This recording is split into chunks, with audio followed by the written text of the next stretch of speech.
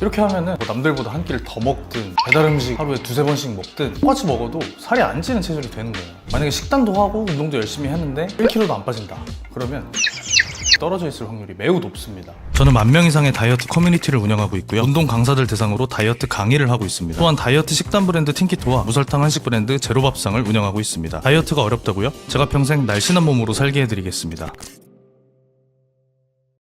안녕하세요, 틴키토 김윤겸입니다. 저희가 틴키토 오픈 카톡방이랑 네이버 카페 같은 커뮤니티를 운영하고 있는데, 여기서 사람들이 제일 많이 하는 내용이 다이어트 식단, 간헐적 단식, 운동 이런 거 다 열심히 해도 살이 안 빠진다는 의견이 되게 많아요. 그런 분들 중에는 제가 알려드린 대로 제대로 안 한 분들도 있겠지만 진짜로 따라했는데 안 빠지는 분도 분명히 있을 것 같거든요. 댓글에도 그런 내용이 많이 달렸고, 그래서 제가 알려드린 대로 충실히 했다는 전제 하에 진짜 체질적으로 다이어트를 해도 살이 잘 안 빠지는 분들의 특징에 대해서 소개를 해드리려고 하고요. 그런 분들이 어떻게 해야지 살이 빠질 수 있는지 구체적인 방법까지 알려드리려고 합니다. 바로 시작해볼게요. 사실 살이 안 빠지는 체질의 원인은 몇 가지가 있어요. 오늘 다룰 거는 기초대사량에 관여하는 호르몬에 대해서 얘기를 해보려고 해요. 일단 살 안 찌는 모태마름 같은 분들의 특징은 기초대사량이 높다는 거예요. 그래서 몸에서 애초에 쓰는 에너지가 많으니까 남들이랑 똑같이 먹어도 살이 안 찌고, 남들보다 다이어트 식단을 조금만 잘 지켜도 살이 잘 빠지고, 그런 분들은 다 기초대사량이 높은 거죠. 그럼 이제 기초대사량을 결정하는 게 뭐냐인 건데, 오늘 주제는 호르몬이니까 호르몬에 대해서 한번 다뤄볼게요. 일단 기초대사량을 결정하는 호르몬은 되게 많은데, 여러 가지가 있는데 가장 중요한 게 갑상선 호르몬이에요. 기초대사량의 대부분은 열입니다. 열과 우리 몸의 장기를 작동시키는 것들, 이런 과정에서 사실 대부분의 기초대사량이 소비가 돼요. 애초에 기초대사량이라는 단어 자체가 아무것도 안 하고 가만히 누워만 있어도 사용하는 에너지라는 거죠. 그래서 기초대사량인 거예요. 우리가 운동하고 열심히 일하고 할 때 쓰는 에너지들은 활동대사량으로 구분을 합니다. 아무튼 이 기초대사량을 결정하는 거는 아까 얘기했듯이 열과 장기의 운동, 이런 것들이기 때문에 얘네를 결정하는 호르몬이 뭔지를 봐야 돼요.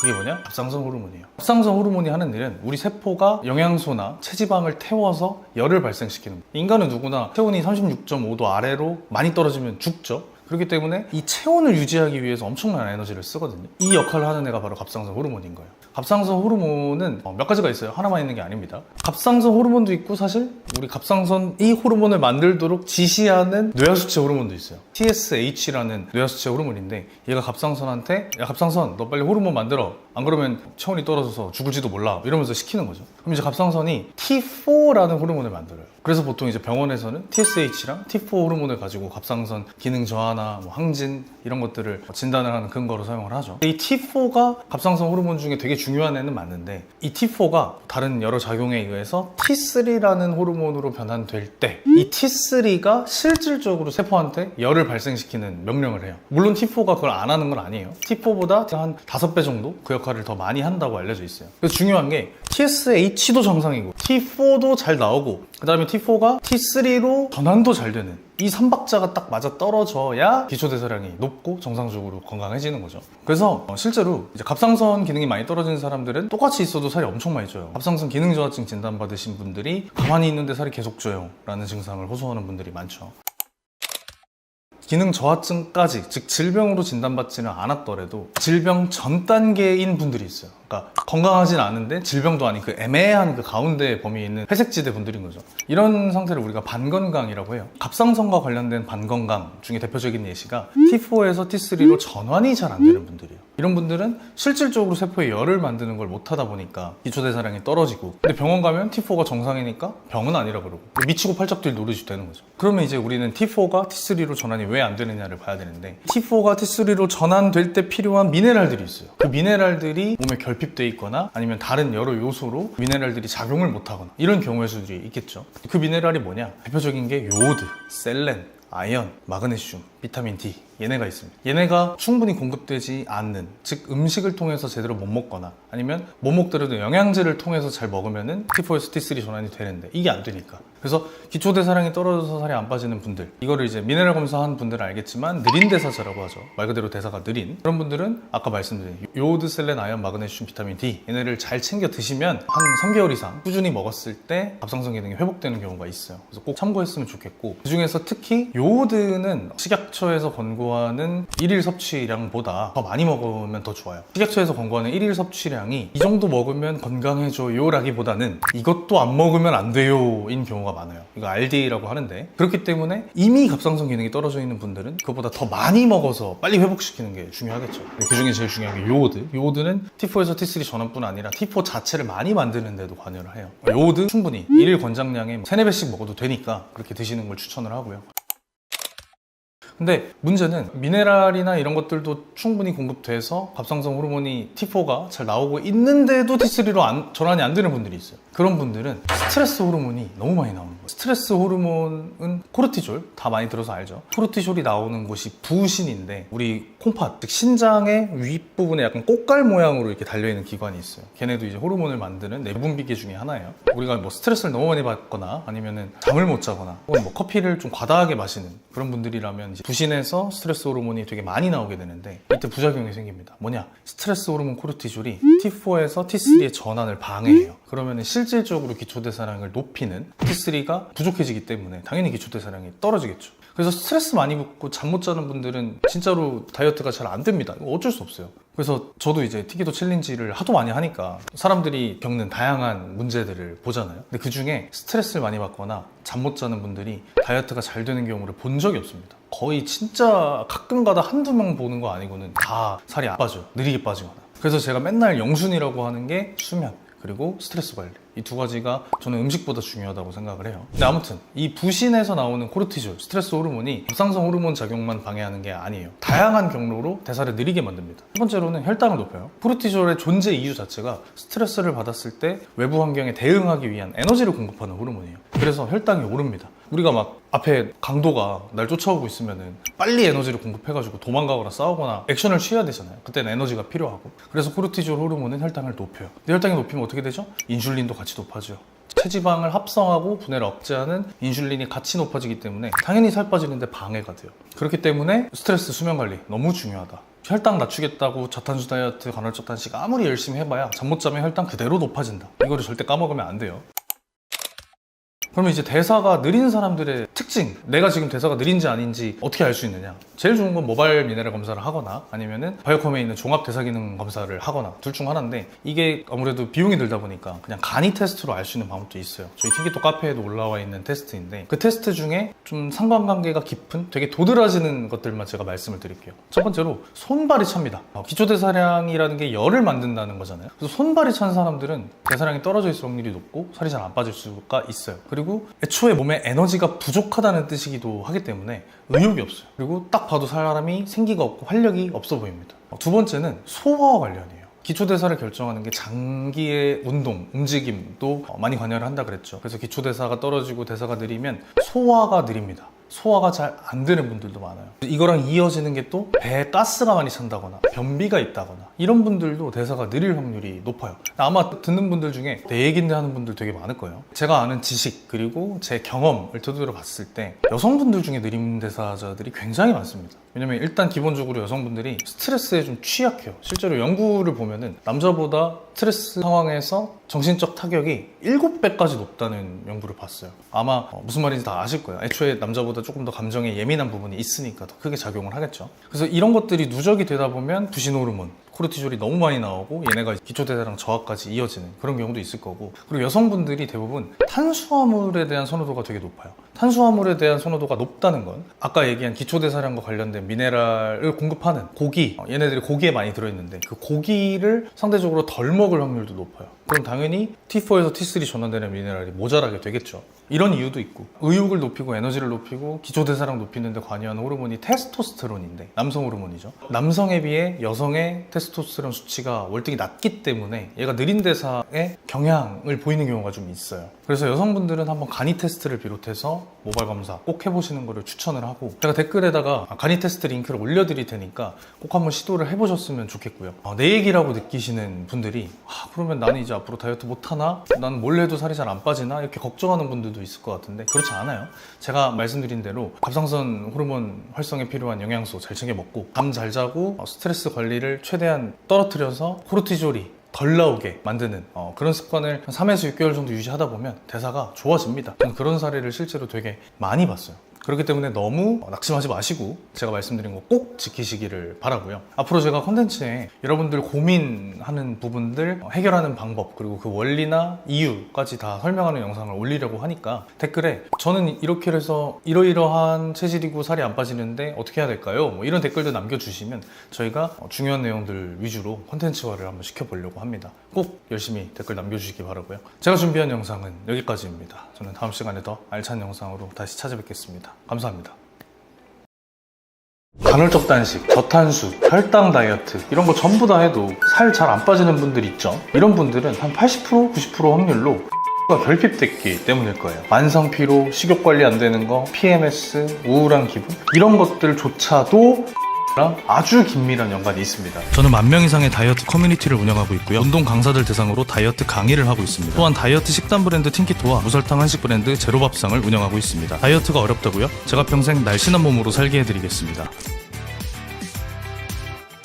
안녕하세요, 틴키토 김윤겸입니다. 저희 채널에서 다이어트를 주로 다루는데 그때 가장 중요하게 설명하는 게 기초대사량이에요. 왜냐면 기초대사량이 높으면 애초에 많이 먹어도 살이 잘 안 찌고 다이어트 하려고 식단 조금만 해도 살이 쭉쭉쭉 빠지는 그런 좋은 체질이 될 수 있기 때문이죠. 그래서 제가 이전 영상에서 기초대사량 높이는 법들 4-5가지 영상으로 제작했던 것 같은데 오늘은 그 영상에서 조금 더 좋은 정보로 준비를 했고요. 많은 분들이 이제 기초대사량을 높이려고 근육량을 늘리고 운동을 하는 뭐 이런 방법을 많이 사용하고 계신데 사실 운동과 근육은 기초대사량을 높인 효과가 그렇게 높지는 않아요. 우리가 1년 동안 운동을 아주 열심히 해서 근육량을 한 1kg 정도 늘리면 기초대사량이 약 16칼로리 정도 높아진다고 합니다. 근데 이 정도 양은 사실 밥 한 숟가락 정도밖에 안 될 거예요. 근데 밥 한 숟가락 기초대사량 높이려고 운동을 그렇게 1년 동안 열심히 하는 건 너무 비효율적인 일이겠죠. 그래서 우리는 뭘 할 때 기초대사량이 가장 높아지느냐, 제일 효율적인 방법이 뭐냐를 고민해야 되는데 그게 바로 갑상선입니다. 왜냐?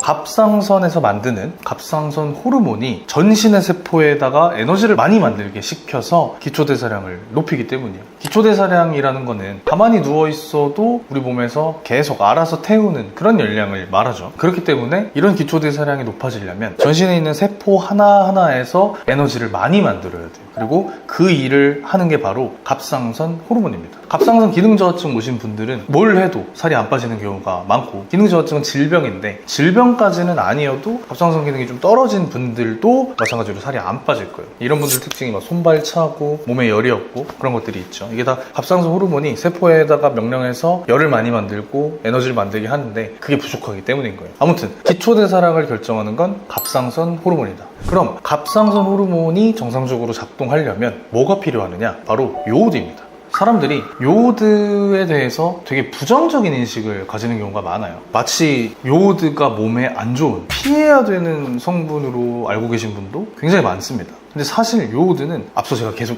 언급했던 것처럼 우리 몸에 너무 필요한 물질이고요. 필수적인 미네랄이고 많을 때보다 결핍될 때 훨씬 더 문제가 생기는 아주 중요한 성분이에요. 그래서 제가 좀 여러분들이 갖고 계실 수 있는 요오드가 나쁘다는 편견을 먼저 깨고 시작하려고 하는데 요오드는 대부분 다시마, 미역, 김 이런 해조류에 가장 많이 들어있고 생선이나 어패류 같은 해산물에도 많이 들어있어요. 그래서 만약에 요오드가 몸에 안 좋은 거라면 이런 해조류와 해산물을 많이 먹는 사람일수록 갑상선에 관한 질병이 많이 발생하는 게 자연스럽겠죠. 그런 사람들이 누구냐? 바로 일본 사람입니다. 일본인들이 해산물 많이 먹는 건 너무 잘 알고 있잖아요. 통계적으로 보면 일본인들이 섭취하는 하루 평균 요오드량이 WHO에서 권장하는 하루 평균 섭취량보다 6배가 높다고 합니다. 6배. 자그마치 6배가 높아요. 6배가 높은데 한국인에 비해서 갑상선 암 발생률은 한 7분의 1, 8분의 1밖에 안 돼요. 6배를 더 많이 먹는데 갑상선 암이 발생할 확률은 한국인의 한 10%밖에 안 되는 거죠. 그러니까 요오드가 만약에 몸에 나쁜 거라면 요오드를 엄청나게 많이 먹는 일본인들이 갑상선 암에 제일 많이 걸렸어야 되는데 오히려 한국보다는 훨씬 적고 미국보다는 더 적어요. 식습관을 돌아보면 미국과 한국은 해조류나 해산물 섭취량, 즉 요오드 섭취량이 일본에 비해 한참 떨어집니다. 그러니까 뭔가 어불성설이 있다는 거겠죠. 최근에 많이 밝혀진 연구에 따르면 사실 요오드는 아주 많이 먹었을 때는 당연히 문제가 될 수 있겠지만 진짜 문제가 되는 건 결핍될 때라고 합니다. 그래서 요오드를 상대적으로 덜 먹는 한국이랑 미국에서 갑상선암 발생률이 훨씬 더 높았던 거고 충분히 먹는 일본에서 발생률이 더 낮았던 거겠죠. 근데 많은 분들이 해산물 잘 먹는데 해조류 좋아하는데 라고 생각할 수 있겠지만 해조류나 해산물이 전부 다 요오드로 이루어진 건 아니잖아요. 그 중에 일부분만 이제 요오드가 들어있을 텐데 우리가 뭐 매일매일 꾸준히 잘 챙겨 먹는 것도 아니고 가끔 가다가 먹지만 내가 좋아한다는 생각은 요오드를 충분히 먹고 있다고 보기는 좀 어렵겠죠. 그래서 내 몸 안에 있는 미네랄이 얼마나 결핍되어 있는지 확인하는 그런 영양중급속 검사를 해보면 실제로 많은 사람들이 요오드 결핍 상태에 있습니다. 한국인들이 특히. 왜 결핍되어 있느냐를 보면은 현대인들이 살고 있는 라이프 스타일이 그럴 수밖에 없어요. 가공식품 위주로 식습관이 다 바뀌었어요. 가공식품에는 몸에 좋은 요오드 성분이 거의 없다고 보면 되고 해조류, 해산물 뭐 좋아한다고는 하지만 일주일에 몇 번이나 먹는지 생각해보면 거의 안 먹죠. 그뿐만이 아니라 우리 몸에 요오드가 저장되는 걸 방해하는 독소들이 있는데 그 독소에 너무 많이 노출되어 있습니다. 현대인들이. 그 독소는 이제 뭐 불소, 염소, 브롬 이런 것들이 있어요. 불소, 염소, 브롬을 우리가 많이 접하게 되면 이 세 가지 독소가 체내에서 요오드를 밀어냅니다.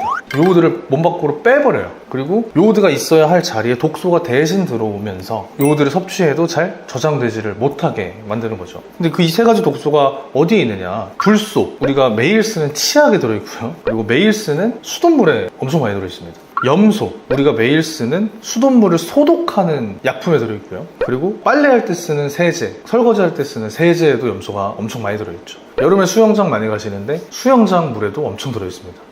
브롬은 이제 미국에서 만드는 밀가루에 굉장히 많이 들어있다고 알려져 있어요. 그래서 미국산 밀가루로 만든 빵을 먹는다면 같이 브롬도 섭취를 하게 될 거고, 소파, 가전제품, 자동차 시트 이런 것들에 화재가 나지 않기 위해서 사용한 난연제, 방염제라고 하는데 그런 것들에도 다 브롬이 되게 많이 들어있습니다. 식품 첨가물에도 굉장히 많이 들어있는 게 브롬이죠. 그래서 우리가 일상을 사는 거의 대부분 순간에 요오드가 결핍될 수밖에 없는 독소들을 계속 접하고 있는 거예요. 그래서 한국인들은 대부분이 사실은 요오드 결핍 상태인 경우가 많습니다. 근데 아까 얘기했듯이 요오드가 결핍되면 갑상선 호르몬이 제대로 나올 수가 없고 그렇게 되면 기초대사량이 떨어지고 당연히 살이 안 빠지는 체질이 될 수밖에 없는 거예요. 자, 근데 요오드와 갑상선 호르몬이 하는 일이 기초대사량을 높이는 것만 있는 건 아니에요. 다이어트에 도움이 되는 다른 건강과도 아주 직결되어 있습니다. 뭐랑 직결되느냐? 첫 번째로는 뇌 기능이랑 아주 직결되어 있어요. 요오드가 결핍돼서 갑상선 호르몬이 잘 만들어지지 않으면 실제로 기억력이랑 집중력이 굉장히 많이 떨어집니다. 그리고 뇌 기능에 저하는 식욕 통제를 못하는 거랑 바로 연결이 돼요. 그래서 뇌가 건강할수록 식욕을 잘 참는데 그게 안 되는 사람들이 많아지는 이유도 사실은 요오드와 연관이 있는 거죠.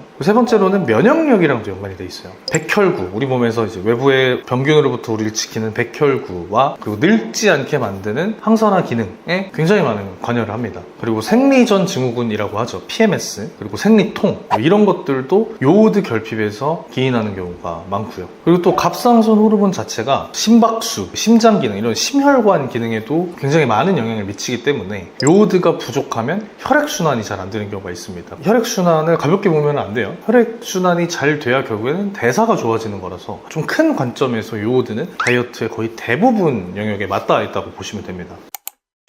영상 보시면서 지금 내가 요오드가 부족한지, 내 갑상선 기능이 떨어져서 기초대사량이 낮아진 건지 궁금해할 분들이 있을 것 같아요. 가장 좋은 거는 아까 얘기한 것처럼 모발 미네랄 검사를 해보면은 요오드 결핍을 알 수 있고 그로 인한 대사 속도를 알 수 있어요. 이게 제일 좋은 방법인데 제가 더보기란에 링크를 첨부하기는 하겠지만 비용이 발생을 하죠. 바이오컴에서 운영하는 영양중급속 검사가 한 10만 원 정도 할 겁니다. 이 검사를 하는 게 제일 좋긴 하지만 만약에 비용이 부담스러우신 분들은 고정 댓글과 더보기란에 넣어놓은 내 대사 유형 자가진단 테스트를 한번 해보시면 좋을 것 같아요. 한 20개 정도 되는 문항이 있는데 대사 속도를 판단하는 문항들로 구성되어 있어요. 이걸 통해서 내가 느린 대사, 빠른 대사 여부를 알 수 있고 이 두 가지는 갑상선 호르몬 활성도에 따라서 결정되기 때문에 내 대사 상태 그리고 요오드 결핍 상태를 어느 정도 간접적으로는 확인할 수 있습니다. 여기까지 영상을 보셨으면 요오드가 나도 결핍이 됐을 수 있겠구나 라고 생각해서 그럼 요오드를 챙겨 먹어야겠네 라고 느끼실 텐데 그런 분들을 위해서 요오드의 효과를 극대화하는 방법을 알려드릴게요. 그게 뭐냐면 요오드와 아연, 마그네슘, 셀레늄, 비타민 D를 같이 먹는 거예요. 눈 밑에 떨릴 때는 마그네슘 먹고 혈당 조절할 때는 크롬 먹고 이런 식으로 한 미네랄이 갖고 있는 효과가 하나라고 생각하는 경우가 많아요. 근데 실제로는 대부분의 미네랄들은 여러 가지 기능을 갖고 있고요. 특정 미네랄이 다른 미네랄이랑 같이 만날 때 훨씬 더 시너지 효과를 내는 경향이 있습니다. 이걸 약간 상승 효과라고도 부르는데, 요오드와 아연, 마그네슘, 셀레늄, 비타민 D는 다 같이 있을 때 효과가 제일 큰 상승 효과를 낼 수 있어요.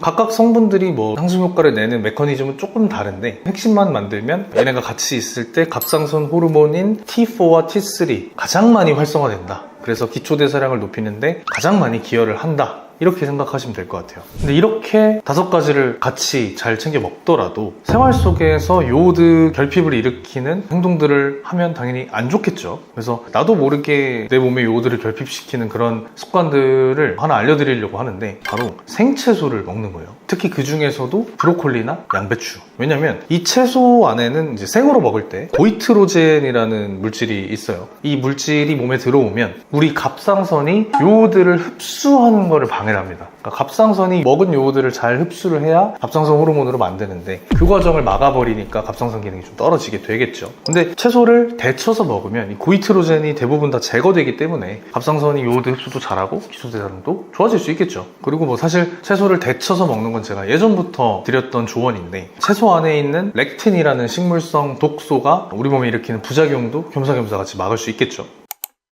아무튼 오늘 영상에서 여러분들이 잘 챙겨 먹지 않을 요오드에 대해서 깊이 다뤄봤는데, 진짜 100번은 얘기했지만 다이어트에서 가장 중요한 건 대사예요. 대사가 잘 돌아가는 사람들은 대부분 기초대사량이 높습니다. 안 돌아가는 사람들은 기초대사량이 낮고 살이 잘 찌겠죠. 이 기초대사량을 결정할 때 제일 중요한 게 갑상선 호르몬이고, 이 갑상선 호르몬이 잘 나오려면 결국에 요오드가 충분해야 한다. 하지만 한국인들 대부분은 요오드가 결핍된 상태일 확률이 높기 때문에 여러분들도 여러 가지 테스트를 해보고 요오드를 보충하시는 게 좋다. 오늘 영상 이렇게 정리할 수 있을 것 같습니다. 제가 준비한 영상은 여기까지고요. 전 다음 시간에 더 알찬 영상으로 찾아오겠습니다. 감사합니다. 다른 사람에 비해 좀 빨리 늙는 것처럼 노화가 빨리 된다거나 살이 좀 잘 찐다거나 우울하다거나, 이게 결국에는 다 제 기능을 못하기 때문이에요. 살이 잘 빠지는 체질, 안 늙는 피부, 이런 걸 다 결정하기 때문에 우리는 관리를 열심히 해야 되는 겁니다. 건강에 관해서 육각형 인간이 될 수 있는 거예요. 저는 10,000명 이상의 다이어트 커뮤니티를 운영하고 있고요. 운동 강사들 대상으로 다이어트 강의를 하고 있습니다. 또한 다이어트 식단 브랜드 틴키토와 무설탕 한식 브랜드 제로밥상을 운영하고 있습니다. 다이어트가 어렵다고요? 제가 평생 날씬한 몸으로 살게 해드리겠습니다. 안녕하세요, 틴키토 김윤겸입니다. 유튜버 하면서 여러분들이 제일 궁금해하는 게 뭘까 엄청 고민을 많이 하는데, 크게 보면은 3가지 정도로 압축이 되는 것 같아요. 첫 번째는 다이어트, 우리는 다이어트 채널이니까. 두 번째는 노화, 모든 이들의 관심사죠. 세 번째는 우울 같은 이제 심리적 이슈들. 요즘에는 뭐 정신질환 하나도 없는 사람이 없다고 할 정도로 만연해 있으니까 이 3가지를 사람들이 제일 궁금해하는 것 같더라고요. 그래서 저도 이 3가지를 제가 어떻게 컨텐츠화를 시킬까 하다가 잘 생각해 보니 이 3가지 문제가 발생했다면 결국에는 하나의 원인으로 귀결이 된다는 걸 떠올렸어요. 그래서 이 얘기를 해보려고 하는데, 사실 조금 어려운 내용이 있어서 그동안 자세히는 안 다뤘지만 오늘 한번 제가 엄청 쉽게 15분 안에 풀어볼 테니까 영상 끝까지 봐주셨으면 좋겠습니다. 제가 영상에서 맨날 하는 얘기가 인간의 몸은 전부 다 세포로 이루어졌다라고 얘기하죠. 세포가 한 30조, 70조 엄청나게 많은 수로 다 이루어져 있는데, 이 세포가 중요한 이유는 엄청 많아요. 뭐 DNA도 있고 뭐 핵도 있고 여러 가지 있겠지만, 제일 중요한 이유는 그 안에 미토콘드리아가 있기 때문입니다. 이 미토콘드리아가 뭐냐면 우리가 인생을 사는데 필요한 모든 에너지를 만드는 곳이 미토콘드리아예요. 그래서 세포 내의 발전소라고도 불리죠. 그래서 뭐 다이어트에 관심 있는 사람들이 항상 원하는 게 살이 안 찌는 체질, 그리고 다이어트 할 때 살 쭉쭉 빠지는 체질, 그런 거 원하는데 그것도 전부 다 미토콘드리아에서 결정이 돼요. 왜냐? 이 미토콘드리아가 일을 잘하면 체지방을 에너지로 잘 태워서 쭉쭉 빠지니까. 그것뿐만이 아니라 노화라고 하죠. 뭐 피부가 처지고 주름 생기고 이런 것들도 다 결국에는 피부 세포가 늙는 거거든요. 근데 이 피부 세포에도 마찬가지로 다 미토콘드리아가 들어있어요. 그래서 이 미토콘드리아가 기능이 점점 떨어지고 할 때마다 노화도 가속화됩니다. 물론 그거 말고도 당을 너무 많이 먹는다든지 하면 세포가 직접적으로 손상을 받기 때문에 그런 노화도 있지만, 미토콘드리아가 굉장히 중요한 역할을 하고, 우리가 심리적 원인을 겪는 건 다 뇌에서 이슈가 발생하는 거죠. 뇌를 구성하고 있는 것도 세포예요. 우리 뇌세포라고 하잖아요. 그리고 그 뇌세포 안에도 다 미토콘드리아가 들어있어요. 결국에는 사실상 우리 몸을 계속 굴리고 있는 그 주체가 미토콘드리아라고 이해를 하시면 될 것 같아요.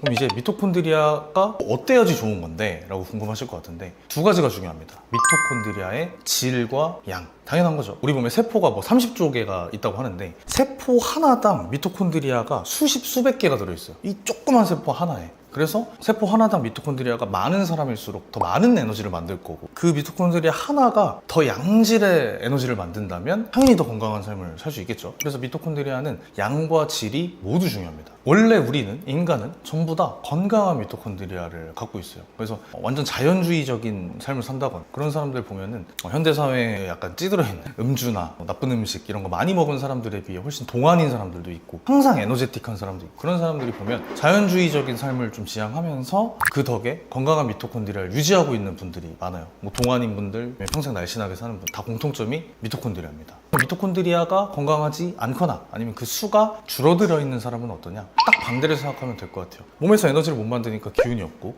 힘들어하고 에너지가 부족하고 남들보다 노화가 좀 빨리 지속된다거나 아니면 얼굴빛이 좀 어둡거나 주름이 많거나 이런 사람들, 그리고 심리적으로 되게 위축돼 있거나 좀 우울한 일이 많거나 아니면 집중해야 될 때 집중을 못 한다거나 건강하지 않은 상태에 있는 대부분의 사람들은 다 미토콘드리아가 건강하지 않은 거예요. 모든 불건강의 원인은 미토콘드리아에 있습니다. 물론 미토콘드리아만 이걸 결정하는 거는 아니에요. 다른 요소들도 당연히 개입을 하고, 그리고 다른 요소들이 미토콘드리아를 불건강하게 만들어요. 그렇기 때문에 여기가 제일 큰 원인 중에 하나다라고 이해를 하시면 될 것 같아요.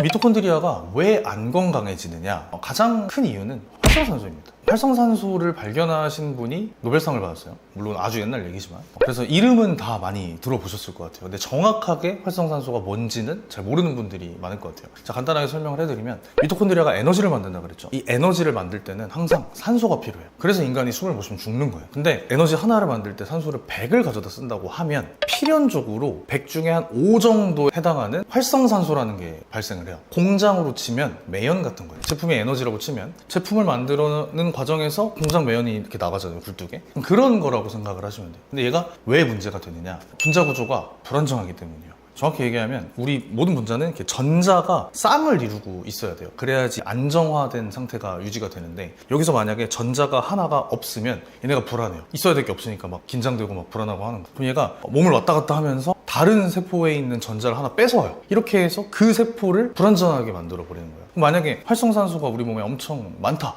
그러면은 그렇게 남의 거 뺏는 애들이 막 온몸에 돌아다니면서 건강한 세포들 계속 망가뜨리겠죠. 전자를 뺏어가면서. 이게 노화와 뭐 질병, 불건강의 거의 대부분의 원인입니다. 그래서 활성산소가 굉장히 나쁜 거고, 이 활성산소를 막아주는 걸 이제 우리가 항산화라고 하죠. 이 항산화도 마찬가지로 활성산소가 아까 전자가 하나 부족한 거라고 했는데, 항산화제, 뭐 비타민 C, 비타민 E 이런 애들은 그 활성산소한테 전자를 하나 주는 거예요. 그럼 이 활성산소가 다시 안정화가 되면서 세포를 손상을 안 시키겠죠. 이게 항산화제의 원리고, 조금 더 구체적으로 얘기하면 항산화가 아니라 환원. 그러니까 활성산소가 전자를 뺏어오는 거는 산화라고 하고, 얘한테 다시 전자를 돌려주는 거는 환원, 되돌려놓다, 환원이라고 해요. 그래서 항산화제는 정확히 얘기하면 환원제이기도 한 거죠. 이제 뭐 생리학 공부해보신 분은 아마 산화환원 반응을 아실 텐데 거기서 이해를 하시면 될 것 같고, 우리가 항산화제로 알고 있는 비타민 C, 비타민 E, 되게 유명한 글루타치온, 알파리포산, 코엔자임 CoQ10이라고 하죠. 이 5개가 전부 다 항산화 물질이에요. 제가 나중에 얘기를 하겠지만 이 5개가 우리 몸에 전부 다 있어야 제대로 된 항산화가 됩니다. 왜냐면 비타민 C가 활성산소한테 전자를 줘서 항산화를 시키고 나면 이 비타민 C가 또 활성산소랑 비슷한 역할을 하게 돼요. 그러니까 내가 얘를 위해 희생하고 내가 나쁜 애가 되는 거예요.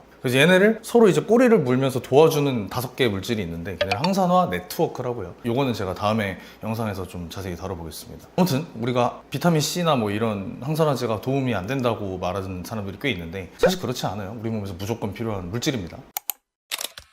자, 그러면은 결국에 활성산소를 아예 안 만드는 거는 불가능하죠. 근데 어쨌든 활성산소가 나오면 노화나 세포 손상이 진행이 되니까 이 활성산소를 최대한 덜 만들고 만들어진 활성산소를 최대한 항산화시키는 이 2가지 작업이 필요할 거예요. 항산화시키는 건 아까 제가 얘기한 항산화 네트워크 물질 5개, 얘네를 먹으면 도움이 되고, 활성산소를 안 만들려면 어떻게 해야 될까? 활성산소를 가장 많이 만드는 원인이 몇 가지 있는데, 첫 번째는 과식이에요. 우리 몸이 음식을 많이 먹고 이걸 많이 소화시키고 뭐 흡수하고 이런 과정에서 활성산소가 100 중에 5, 이 비율은 동일할지언정 그 총량이 많아지게 돼요. 그래서 과식이 노화에 가장 직결된다라는 얘기 엄청 많이 들어보셨을 거예요. 요즘에 저속노화 식단이라고 해서 정의원 의사 선생님께서 되게 많이 주장하시는 그런 식단이 있는데, 이 식단도 결국에는 약간 저탄수나 과식을 좀 방지하고 활성산소를 최대한 덜 만든 약간 그런 식단. 근데 그 중에서 활성산소 많이 만드는 것 중에 하나가 탄수화물과 당이기 때문에 걔네를 많이 줄여주는 방향으로 짜여져 있는 걸로 알고 있어요. 그리고 두 번째는 스트레스를 받을 때도 활성산소가 엄청나게 많이 나옵니다.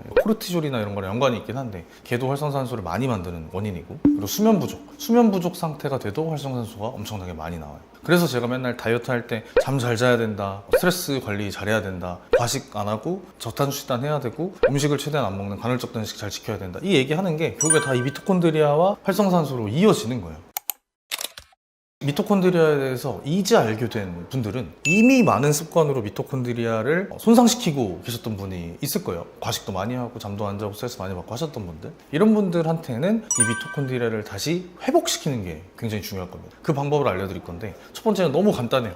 잠을 잘 자야 됩니다. 잠을 자는 동안 우리 몸이 손상된 세포를 회복시켜요. 이때 미토콘드리아도 같이 회복이 되겠죠. 그래서 저희가 최근에 그 블루라이트를 차단하는 그 주황색 안경에 관한 영상도 올렸었고, 수면 어플을 제가 추천해드리기도 했고, 이게 다 잠을 잘 자게 하기 위한 방법이었어요. 그리고 두 번째는 염증을 줄여야 돼요. 우리 몸에서 일어나는 염증들도 결국에는 미토콘드리아와 세포를 손상시키고 활성산소를 만들기 때문에 염증을 줄이는 방법을 찾아야 되는데, 제일 좋은 게 바로 식단입니다. 우리 몸에는 염증을 만드는 물질과 염증을 줄여주는 물질이 공존하고 있어요. 만드는 애는 오메가6, 줄여주는 애는 오메가3입니다. 물론 얘가 둘 다 좋은 친구예요. 오메가6도 염증을 만들지만 염증 우리 몸에 꼭 필요한 신체 반응이기 때문에 6가 없으면 안 돼요. 근데 현대인들은 곡물이나 가공식품으로 인해 6가 이미 체내에 너무 많기 때문에 너무 많은 상태에서 3를 높여가지고 균형을 좀 맞춰주는 게 중요해요. 물론 6를 많이 만드는 음식을 줄이는 것도 당연히 중요하지만 미토콘드리아를 빠르게 회복시키는 방법도 존재를 합니다. 그게 뭐냐? 저희가 맨날 얘기하는 키토제닉 다이어트예요. 왜 그러냐면, 우리가 공복 시간을 길게 유지하고 탄수에서 인슐린 떨어뜨리면 몸에서 지방을 열심히 태운다고 하죠. 이 과정에서 이제 케톤이라는 물질이 만들어지는데, 이 케톤도 미토콘드리아가 쓰는 에너지원이에요. 그래서 이 미토콘드리아가 이 케톤으로 에너지를 만들어낼 때 미토콘드리아 기능이 실제로 좋아진다는 연구가 상당히 많습니다.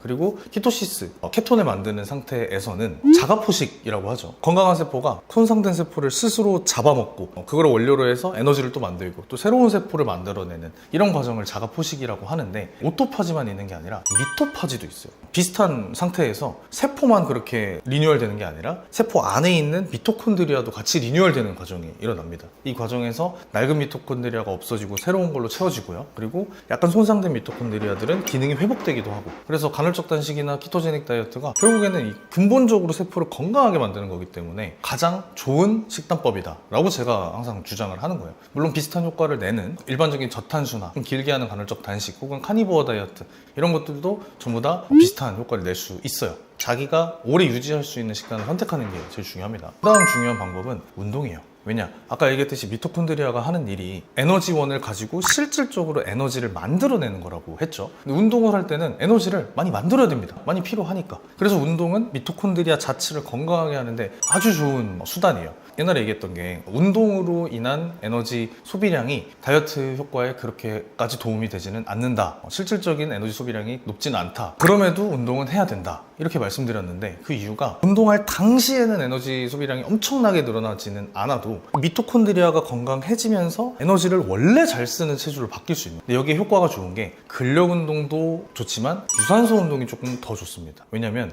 이 미토콘드리아가 에너지를 만들 때 쓰는 재료가 여러 가지예요. 첫 번째는 탄수화물이 포도당 변환되고 포도당이 미토콘드리아에서 에너지로 쓰이기도 하죠. 두 번째는 지방, 체지방이 지방산이 되고 이 지방산을 미토콘드리아가 에너지로 태우는데, 이 지방산을 태울 때 만들어지는 에너지량이 훨씬 많아요. 에너지를 세는 단위를 ATP라고 해요. 당으로 ATP를 만들 때는 이제 하나당 36개? 요 정도로 만드는데, 지방산을 태워서 에너지를 만들면 ATP가 108개인가? 하여튼 거의 3, 4배 가까이 많이 만들어집니다. 그래서 우리가 저탄고지 하거나 아니면 간헐적 단식해서 체지방 잘 태우는 상태가 되면 배가 안 고프다는 이유가 여기에 있는 거예요. 지방산을 에너지를 태울 때 훨씬 많은 에너지를 만드니까. 그러니까 효율이 좋은 거죠. 근데 이게 왜 그러느냐? 인류가 원래 역사적으로 오래 굶었고, 오래 굶을 때 잘 버티고 효율이 좋아야 되기 때문에 지방산으로 더 많은 에너지를 만들도록 진화를 한 거예요. 근데 다시 돌아와서, 운동 중에 근력 운동은 보통 탄수화물에서 온 에너지를 많이 씁니다. 근데 유산소는 지방산에서 오는 에너지를 훨씬 더 많이 써요. 그럼 미토콘드리아가 더 일을 열심히 할 수밖에 없고 그 과정에서 기능이 좋아지겠죠.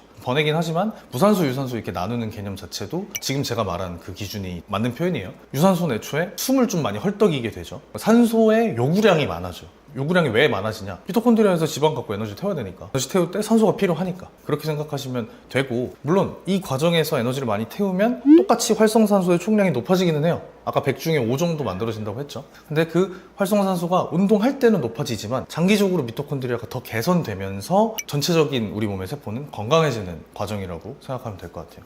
활성산소가 그럼 만들어지는 비율이 뭐 100 중에 5라고 하셨잖아요. 네. 근데 그럼 좋아진 미토콘드리아는 그만큼 활성산소를 덜 만들 수도 있나요? 그렇진 않아요. 거의 이거는 픽스라고 보면 되는데, 대신에 미토콘드리아를 좋게 만드는 과정에서 활성산소가 손상시켰던 다른 세포들이 회복이 되는 거죠. 이런 좋은 사이클로 돌아간다고 보시면 되고, 만약에 과학기술이 많이 발전해서 활성산소가 다른 세포를 손상시키지 못하게 하는 기술이 발전한다면 인류가 아마 영생에 가깝게 좀 살지 않을까 하는 생각도 들고 있어요. 요즘에는 이제 AI니 뭐니 기술이 많이 발전하면서 한 30년 안에는 법을 찾을 수 있지 않을까라고 나름 기대를 좀 하고 있습니다. 자, 여기까지 좀 어려운 내용일 수 있겠지만 미토콘드리아에 대해서 다뤄봤는데, 이 미토콘드리아는 말 그대로 우리 건강의 가장 핵심적인 요소예요. 가장 작은 요소이기도 하면서 이 내용에 대해서 알면 다른 건강에 관한 지식들이 굉장히 쉽게 이해될 수 있어서 제가 한번 했고요. 앞으로 뭐 노화가 됐든 다이어트가 됐든 심리가 됐든 여러분들 궁금해하는 내용을 이 미토콘드리아를 통해서 풀어보려고 하고 있어요. 그래서 오늘은 그 시작을 알리는 영상이라고 생각해 주시면 될 것 같고, 앞으로 더 많은 컨텐츠, 양질의 컨텐츠로 준비해 오겠습니다. 제가 준비한 영상은 여기까지고요. 저는 다음 시간에 더 알찬 영상으로 찾아오겠습니다. 감사합니다.